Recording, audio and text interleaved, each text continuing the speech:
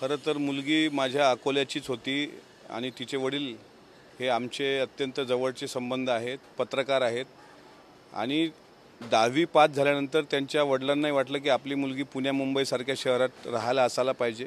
मी आता त्याच्या वडिलांशीच बोललो।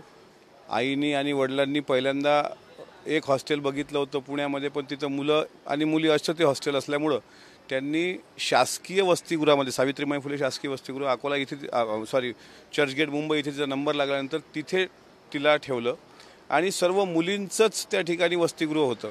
मुलींचं वसतिगृह असल्यानंतर वडील ज्यावेळेस मुलीला भेटायला यायचे साहित्य घेऊन, किराणा वगैरे घेऊन, त्यावेळेस तिथल्या ज्या वॉर्डन आहेत किंवा तिथला जो सिक्युरिटी आहे तो त्यांना भेटू देत नव्हता। सांगायचं की इथं मुलींच्या वसतिगृहामध्ये कुणालाही वावर करण्याचा अधिकार नाही। इतकी कडक सिक्युरिटी असताना सुद्धा जर असं असेल तर ही चौथ्या माळ्यावर हिला का ठेवलं गेलं आणि कशा पद्धतीनं तिथं छळ झाला। परवाच्या रात्री तो जो आरोपी आहे त्याला तिथं जाऊ कसं दिलं। मग शासकीय वसतिगृहामध्ये मुली सुरक्षित नाहीत, अर्थातच याला शासन जबाबदार आहे। महाराष्ट्राच्या मुख्यमंत्र्यांनी या गोष्टीची जबाबदारी घेतली पाहिजे की महाराष्ट्रामध्ये शासकीय वसतिगृहामध्ये जर असे प्रकार घडत असतील तर अत्यंत घृणास्पद आणि निंदनीय प्रकार आहेत। मुलींच्या वडिलांची अशी मागणी आहे की जोपर्यंत मुख्य आरोपीला अटक होत नाही, मुख्य आरोपी म्हणजे त्या शासकीय वसतिगृहाचे सर्व शासकीय निमशासकीय कर्मचारी, तोपर्यंत ते प्रेत इथून हलवणार नाहीत। त्यांची मागणी रास्तच आहे। पण ह्या गोष्टीचं आता मी स्वतः इथे प्रवीण मुंडे साहेब आहेत, ते पण अकोल्याला जिल्हा पोलीस अधीक्षक म्हणून कार्यरत होते। त्यांना पण मी स्वतः विनंती केली की साहेब कुठल्याही गोष्टीची म्हणजे मुलाईजा न करता जो कोणी जबाबदार असेल त्याला पाठीशी न घालता कृपया पोलिसांनी या गोष्टीत सहकार्य करावं।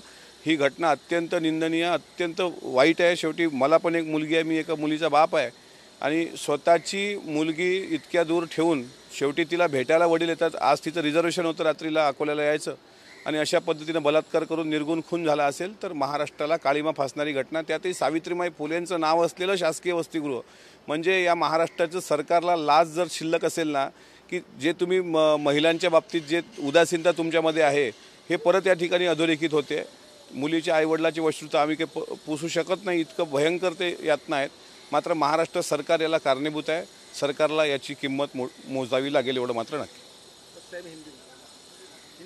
आज मैं जिस प्रकार का हादसा यहाँ पे हुआ और जो लड़की उसमें जिसकी जान चली गई उस पर एक अत्याचार वहाँ पे हुआ है, उसके पिताजी के और मेरे भी अच्छे संबंध है। वो हमारे अकोला से बिलोंग करते हैं, वो एक पत्रकार है।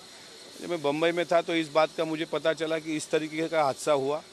ये शासकीय वसतिगृह था, सावित्रीबाई फुले के नाम से पहचाना जाता है।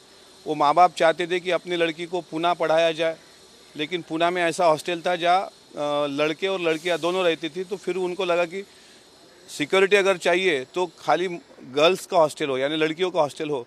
तो यहाँ पे उसका नंबर लग गया और इतना वो स्ट्रिक्ट पहले बताया जाता था कि खुद उनके पिताजी जब कोई किराना सामान वगैरह लेके आते थे तो उनको भी वहाँ जाने की परमिशन नहीं थी। लेकिन उस लड़की को जानबूझ के 4 नंबर के कमरे में रखा गया, चौथे माले पे रखा गया। उसके पिताजी को भी वहाँ पे मिलने नहीं देते थे। वहाँ की जो अधीक्षिका है, जो मैडम है, जिस पे संदेह आ रहा है, मैं पुलिस यहाँ पे जो एसपी साहब है मुंडे साहब, उनसे हमने विनती की कि किसी को इसमें छोड़ा ना जाए। जिस तरीके से ये हादसे हो रहे हैं महाराष्ट्र में, ये हादसे दिन ब दिन बढ़ रहे हैं। छोटी बच्चियों पे भी अत्याचार हो रहे हैं। ये भी बच्ची बहुत छोटी थी, 10वीं कक्षा में पढ़ती थी और जिसकी बेटी जाती है उसको बड़ा दुख होता है इस बात का। वो तो वापस नहीं आएंगे, लेकिन जिस लोगों ने ये किया, वो चाहे आरोपी है, वो तो खुद ने उसने सुसाइड कर लिया, ऐसा पुलिस लोगों का कहना है। लेकिन जो कोई वार्डन हो यहाँ पे या जो कोई शासकीय कर्मचारी है, तो मैं महाराष्ट्र के मुख्यमंत्री और महाराष्ट्र प्रशासन से विनती करूँगा कि सावित्रीबाई नाम फुले नाम एक तरफ आप इस हॉस्टल का रखा है, ये शासकीय वसतिगृह होने के बावजूद इस तरीके की अगर वहाँ पे अनसिक्योरिटी होगी तो इसके लिए जिम्मेदार पूरी तरह प्रशासन है और प्रशासन ने इसकी जिम्मेदारी लेनी चाहिए। नहीं तो प्रशासन पे भी कार्रवाई होनी चाहिए और आने वाले जो अधिवेशन चलेगा उसमें ज़रूर हम ये मुद्दा उठाएंगे कि महाराष्ट्र में महिलाओं की असुरक्षितता ये बहुत बड़ा यहाँ पे सवाल खड़ा हो गया है। मैं आज उनके परिवार से मिला हूँ, वो मेरे अकोला के है। हमने उनका आज की उनकी तबीयत भी अच्छी नहीं है और मैं भी एक लड़की का बाप हूँ। मुझे पता है किस तरीके से लड़कियाँ बाहर घूमते वक्त अनसेफ फील करती है खुद को। मैं ये तो चाहूँगा, एक मैं भी विधायक हूँ, कि इसको न्याय मिले, उस परिवार को न्याय मिले और जिन्होंने इस पे ये करने का काम किया, दुर्लक्षित किया इस बात को, उनको कड़े से कड़ी सजा हो।